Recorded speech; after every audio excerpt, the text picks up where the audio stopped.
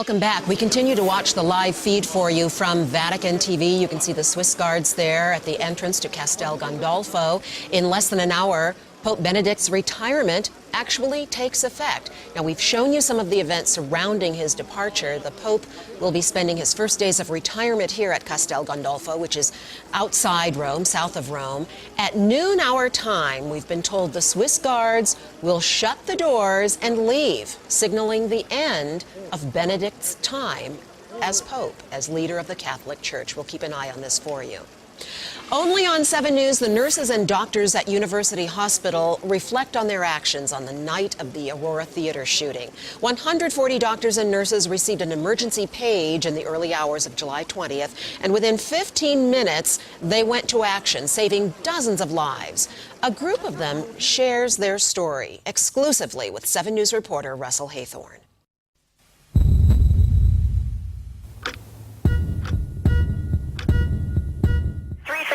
And 314 for a shooting at Century Theaters. I got people running out of the theater, they were shot. There are moments one of the doctors like, get back in there, I don't know what's going on. when uncertainty can be staggering. My pager stated mass shooting, that's all it said on there. That was my oh my God moment. I saw patients all over the hallways in beds. I saw staff that were covered in blood because they were pulling patients out. But in those moments, the best in humanity rises. Once patients started arriving, it was really just, you didn't have time to reflect, you just had time to act. Good trumps evil. Everybody was very professional, very kind of committed and determined to provide great care. Everybody worked great together. This is the group that put lives back together that fateful night 7 months ago. We actually got to make it a little bit better. To be clear, it was chaotic. Police officers acting quickly rushed victims to hospitals, not by ambulance, but in their patrol units. This was the ambulance bay outside University Hospital shortly after the shooting. Went from life support to tubing someone's chest to holding someone's intestines. I called the command center and I said, I need some nurses down here right now. I mean, this is an unspeakably horrible thing.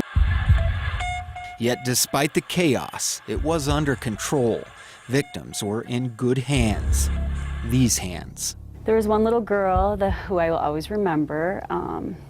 Both her parents had been shot, and the little girl was crying for her mom. And I just went up to her and I said, you know, I'm a mom. If you want to come to me, I'll hold you. And she completely came to me and wrapped her little arms around me. Both parents survived. And I hugged the mom and I just said to her, I'm so happy that your family's okay. And them being okay, I think it's really good to replace the memory in my mind of someone with multiple gunshot wounds to their head with what I saw 2 weeks later, which is people smiling and eating Starbursts and walking around the floor and getting ready to go home. Like, that's pretty cool. What happened that night certainly took its toll. I have some very tough days, unfortunately. It's definitely the hardest thing I've had to go through in my entire life. Dr. Avery McKenzie was only in her 3rd week of residency. I probably have already worked the hardest shift of my entire career. Yet long after the physical exhaustion has passed, the emotional wounds remain fresh. It was really hard and it affected our staff a lot. You don't forget it, unfortunately. Newtown was difficult because it kind of flashes you right back to it. 22 gunshot victims came through these doors that night. Doctors didn't lose a single one of them. Extremely proud. Words can't describe it. Beyond words. Beyond words. In that moment of uncertainty, these doctors and nurses stepped up. There are very hard aspects of it and sad aspects of it, but I feel overall we help a lot of people, and that's the part that I love. I feel really good about the decision that I made to go into emergency medicine, and I would make it again in a second.